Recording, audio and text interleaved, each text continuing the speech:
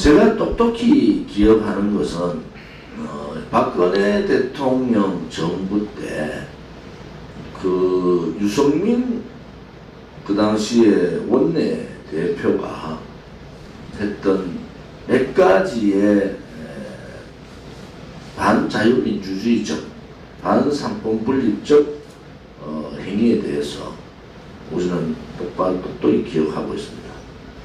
첫째는 자유시장 경제에 반하는 사회경제법을 제출을 했고 덜 떨어진 국회의원들이 거기에 동의를 했는데 이것은 자유시장경제법이 아닙니다. 거기에서 박근혜 정부와 반기를 들고 박근혜 정부를 곤혹스럽게 했습니다. 대한민국의 정체성은 자유민주주의 체제고 그 체제 하에 자유시장 경제인데 사회주의적 사회경제법을 발의를 했고 그 원내대표라는 위력으로 그것을 통과시키려고 시도했던 그러한 무모함이 있었고요. 두 번째는 대통령령에 의해서 국회가 법을 통과시키지 못하고 그 당시에 야당의 저질적인 저항으로 법 통과가 상당히 어려운 상황이었습니다. 그러면 국가 운영을 하기 위해서는 이러한 대통령령에 의해서 여러 가지 정책들을 집행을 합니다. 그런데 이 박근혜 대통령 정부가 최소한의 정책을 집행하고 국가를 운영하고 할 수 있는 대통령령을 통제하는 법안을 유승민 의원이 올린 겁니다. 그냥 박근혜 정부를 무너뜨리겠다는 의도 아니겠습니까? 그래서 결국 그것이 대통령에 의해서 안 됐지만 국회에서도 안 됐지만은 또다시 요즘 더불어민주당이 제2의 유승민 대통령령 이 통제를 시도하고 있습니다. 지금 국회가 3분의 2가량이 장악되어 있는 현재 국회의 입장에서 대통령령까지 통제하게 되면은 윤석열 정부는 완전히 식물정부가 되는 겁니다. 물론 대통령 거부권에 의해서 거부권 행사를 할 수 있지만은 그 시도 자체가 상권 분립을 완전히 훼손하는 법이다.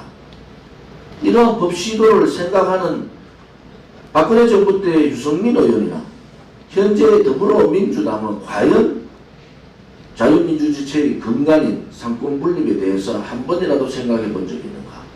또한 문재인이 수없는 악법을 만들면서 좌파 독재 정권이 대한민국의 체제, 경제, 역사를 무너뜨릴 때 과연 독립된 입법기관인 국회에서 대통령을 통제할 수 있는 대통령령에 대한 제안을 하려고 한 번이라도 해봤는가?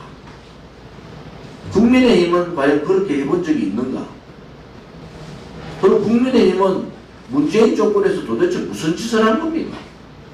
시도도 하지 않고 촛불의 힘에 굴종하고 그러면서 5년 6년간 아스팔트에서 문재인 정권과 싸우고 문재인 정권의 잘못된 부분을 폭로하고 저항한 우리 공화당은 도외시하고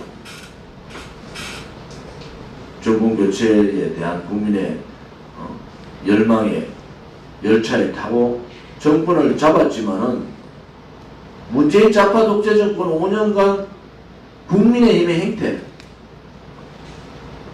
그 당시 미래통합당 이 자들의 행태가 도대체 무엇을 한 거냐?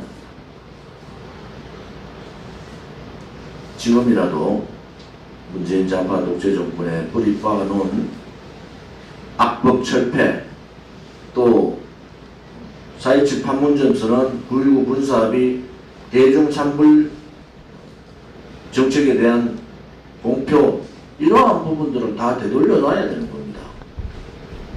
그렇지 않고 정체성을 무너뜨리면서 또 시장경제를 무너뜨린 그런 악법들을 그냥 개성해서 하는 것은 옳지 않다.